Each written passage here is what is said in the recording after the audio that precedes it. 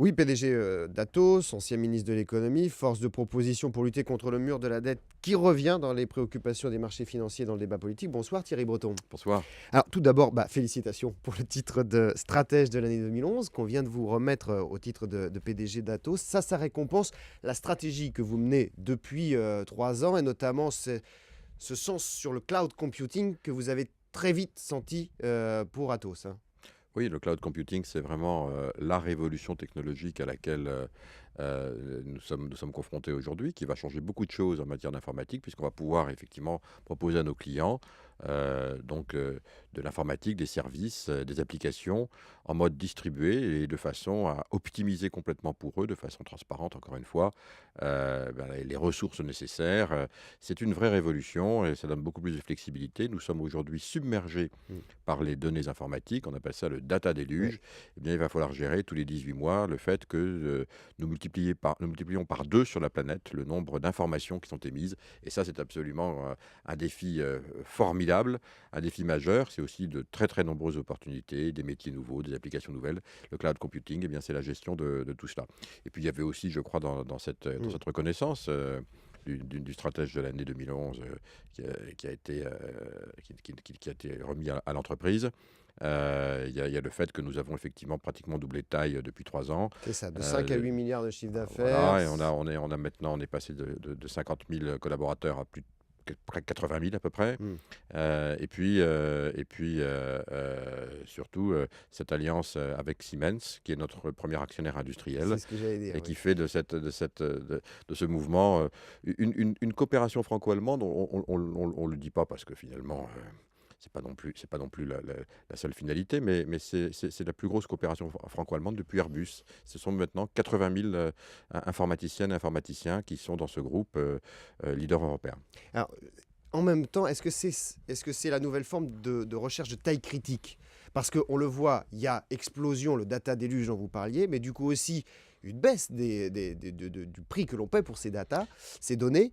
Et du coup, il faut être plus gros pour pouvoir faire face à la demande et à des prix qui baissent. Alors, c'est vraiment, vous avez parfaitement raison, c'est un élément essentiel. La taille aujourd'hui devient très importante dans nos métiers. Nous avons apporté sur nos bilans des infrastructures que nous opérons pour le compte de nos clients. Donc, pour cela, il faut être grand, il faut être gros et il faut avoir la taille pour le faire, pour les accompagner aussi. On est présent dans 42 pays. Il faut les accompagner de par le monde parce que nos clients sont de plus en plus mondialisés et globalisés. J'ajoute également que pour nos salariés, nous sommes une entreprise qui embauche beaucoup. Euh, Rien que sur les 3 prochaines années, Atos va embaucher près de 30 000 personnes sur les 3 prochaines Mm. années. Il n'y a pas beaucoup d'entreprises qui font ça. C'est aussi parce que nous avons cette taille. Sur les 30 000 ingénieurs pratiquement que Mm. nous allons embaucher dans les 3 ans qui viennent, il y en aura 15 000 en Europe. C'est ça. C'est pas uniquement dans les Donc, pays émergents. et non, donc, Mm. donc c'est très important. Et avec Peter Löscher, le président de Siemens, donc, qui est mon partenaire donc, chez Atos, nous avons vraiment voulu bâtir un leader européen. Il y en a d'autres, il y a Capgemini aussi, Mm. qui est une très belle entreprise. Votre Nous avons, principal concurrent oui, enfin, pas le principal, c'est du reste assez surprenant parce que géographique. en fait, on est trois. Mm. Nous sommes 3 entreprises de taille mondiale dans le domaine des services informatiques, Accenture, Capgemini et nous-mêmes. Et c'est curieux, les 3 présidents de ces 3 entreprises sont 3 Français. Mm. Je pense aussi que ça veut dire quelque chose. Ils ne sont pas américains, ils ne sont pas indiens, ils sont français. Et pourtant, nous sommes 3 entreprises mondiales, le numéro 1, 2, 3. C'est sans doute parce que la France a un historique en matière d'informatique. Nous sommes le premier pays au monde à avoir, Mm.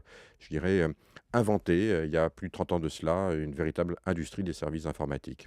Alors, on parle souvent d'ailleurs de vos parcours en zigzag parce que vous touchez à tout et on va évoquer l'économiste aussi dans quelques secondes. Mais enfin, finalement, il y a une logique là chez Atos après avoir été Non, je chez j'ai Bull. pas le sentiment d'avoir touché à tout. J'ai toujours été un chef d'entreprise qui a travaillé dans le domaine des technologies de Ouais. l'information. Et puis c'est vrai que j'ai eu une parenthèse dont je suis très fier du reste, parce que c'est toujours un honneur de servir son pays. Quand j'ai été ministre de l'économie et des finances entre 2005 et 2007, c'est vrai aussi après Mm. que pour ma propre gouvernance personnelle, parce que la gouvernance c'est important, j'ai décidé plutôt de revenir directement dans les affaires, d'être enseignant à Harvard Mm. pendant près de 2 ans. Alors oui, c'est vrai que on peut dire que c'est un zigzag, mais je suis fier de l'avoir fait parce que c'était important pour pouvoir me remettre ensuite, je dirais, au service des entreprises. Il y a dans l'actualité d'Atos aussi, parce qu'il y a un petit côté cocardier peut-être cocorico, mais pourquoi pas, ces JO de Londres, où vous allez jouer un rôle essentiel. C'est un des gros chantiers des mois qui viennent pour Atos, là. Enfin, des mois qui viennent de s'écouler aussi, parce que ça se prépare Vous évidemment. savez, ce sont des chantiers sur 4 ans parce que, en fait, nous sommes le prestataire des Jeux Olympiques en matière informatique depuis maintenant plus de 15 ans. Et c'est vrai que ça se prépare très longtemps Oui, à l'avance. oui. Nous avons des milliers de personnes donc, qui travaillent maintenant pour être prêts au jour J, le jour de l'inauguration des Jeux Olympiques. Une prestation dont l'entreprise est à juste titre du reste extrêmement fière. Ce qui démontre effectivement notre savoir-faire et la capacité à être prêt au jour J avec des milliards et des milliards de données qu'il faut intégrer, qu'il faut traiter pour que précisément on puisse diffuser l'ensemble des informations en temps réel aux milliards de téléspectateurs qui vont assister aux Jeux Olympiques. Ah, Thierry Breton, il y a quelques mois, j'ai été très intéressé, et c'est aussi pour ça que vous êtes là parmi nous ce soir, par votre analyse sur la dette, sur ce mur de la dette qui touche l'Europe et qui touche la France. Comment est-ce que déjà, dans un premier temps, vous analysez les derniers chiffres macroéconomiques qui ont été communiqués par l'INSEE, à savoir un déficit plus réduit que prévu, mais une dette plus lourde que prévu? Le danger, il est où? Est-ce qu'on se satisfait du déficit ou est-ce qu'on s'inquiète de la dette? Je vais dire les deux. Oui. Les deux. Le danger, c'est évidemment les deux. Et les chiffres sont terribles, du reste. D'une façon générale, en Europe, je ne parle pas que de la France, les chiffres sont terribles parce que nous avons d'abord la dette. La dette, c'est évidemment ce qui pèse massivement et durablement sur nos économies. Car au fond, il faudra bien un jour ou l'autre la rembourser, cette dette.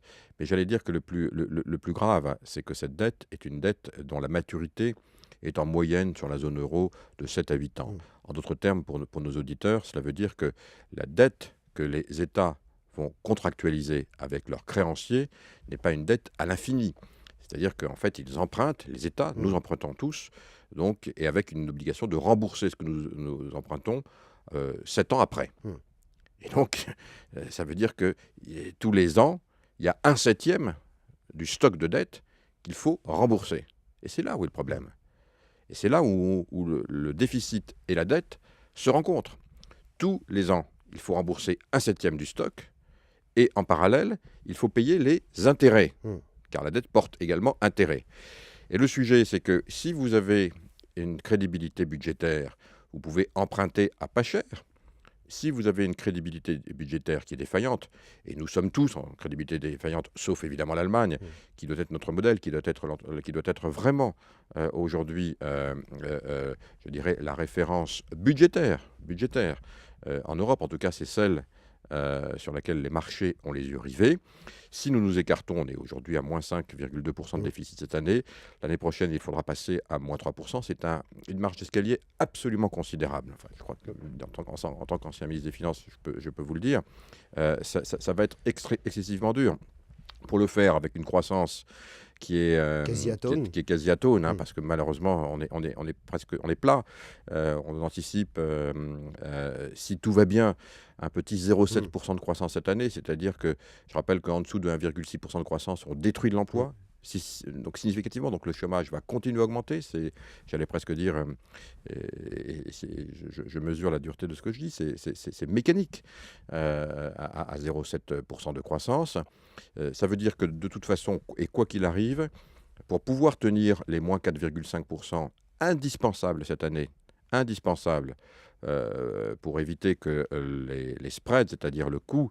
L'écart avec l'Allemagne, notamment quand on emprunte. Les intérêts de la France n'explosent, qui mettraient le budget en péril, eh bien, il faudra très certainement avoir un collectif budgétaire au mois de juin.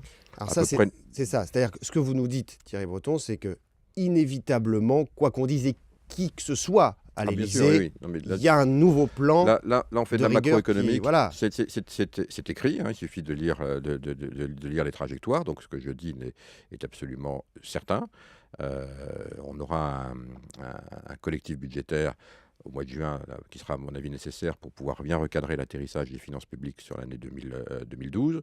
Alors à combien il sera Est-ce que ce sera 8, 9, 10 milliards? Enfin, c'est cet ordre de grandeur. Je dirais sans doute entre 8 et 10 milliards. Aussi important que le dernier plan de rigueur annoncé C'est par le gouvernement. c'est nécessaire, Mmh. encore une fois, parce qu'à 0,7% de croissance, on sera obligé de le faire. Et puis surtout, après, il y aura le budget, la discussion budgétaire pour 2013, donc qui aura lieu à l'automne. Et là, évidemment, pour passer la marge d'escalier donc de -4,5 à -3, c'est de nouveau, en gros, une vingtaine de milliards d'euros qu'il faudra trouver.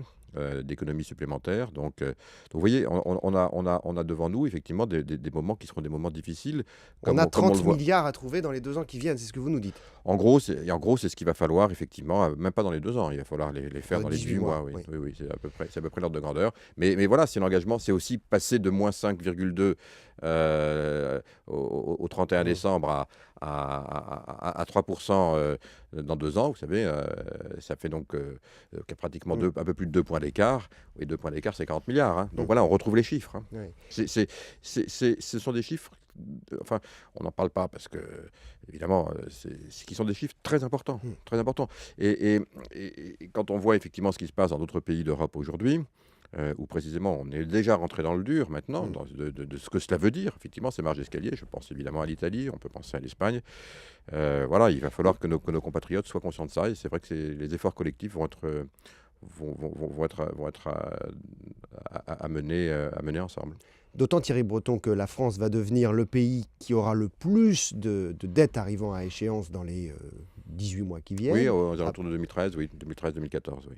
Donc ça signifie que aujourd'hui, on se rend compte qu'on atteint les limites des plans de rigueur parce qu'il y a des pays qui s'y sont mis des bons élèves qui n'arrivent pas à se relancer parce qu'il n'y a pas de croissance. Le problème, il est là. C'est-à-dire comment on recrée de la croissance au sein de l'euro. Oui, mais enfin, c'est un problème double, encore une fois. Il faut évidemment, d'abord, il faut impérativement tenir une trajectoire d'atterrissage des finances publiques, faute de quoi, je le redis, les taux d'intérêt vont étouffer le budget. Et c'est la raison pour laquelle je trouve qu'on a été collectivement en Europe un peu optimiste quand on s'est fixé des atterrissages aux alentours de 2016-2017 des finances publiques, c'est-à-dire à déficit zéro. Je pense qu'il aurait été sans doute plus accessible de viser 2018 ou 2020. Et au fond, les marchés, c'est pas ça leur sujet. Les marchés, ce qu'ils veulent, c'est qu'ils nous prêtent, c'est-à-dire nous-mêmes. Hein. Le marché, c'est nous. Hein, je le répète, c'est nous qui prêtons ou qui prêtons pas aux entreprises ou aux États. C'est avoir Ils de veulent un calendrier. la visibilité, un calendrier, Mmh. et que ce calendrier soit certain, soit contraignant. D'où la nécessité, moi je le redis, j'ai été un fervent militant de cela, de l'inscrire dans les constitutions, La règle d'or. absolument la règle d'or, de façon à ce que ce soit contraignant. C'est ça dont les marchés ont besoin, une visibilité et une sécurité d'atteinte de ces objectifs. Et c'est vrai que si on retarde un peu l'objectif, on a la possibilité d'y loger, au fond, en parallèle, quelques mesures de croissance qui seront, je crois, nécessaires. C'est ça. Donc les Français, quand on vous écoute, vont devoir s'attendre à des augmentations d'impôts, à des efforts Des assez efforts, considérables. mais comme tous les pays de la Voilà. zone euro, hein, on le voit en Grande-Bretagne, on le voit en Italie, on le voit en Espagne, on le voit au Portugal. Voilà, Et la croissance, comment on la recrée? Ah ben, la croissance, on la recrée en se donnant un peu plus de temps. Je pense qu'il faut desserrer un tout petit peu les contraintes collectivement. Et faute de quoi, c'est vrai que l'équation risque d'être très difficile. Mais vous êtes optimiste?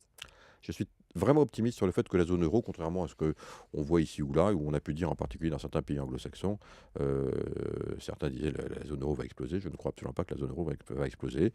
On aura encore des efforts à faire. Il va falloir mettre beaucoup d'intelligence collective. Merci Thierry Breton. Merci.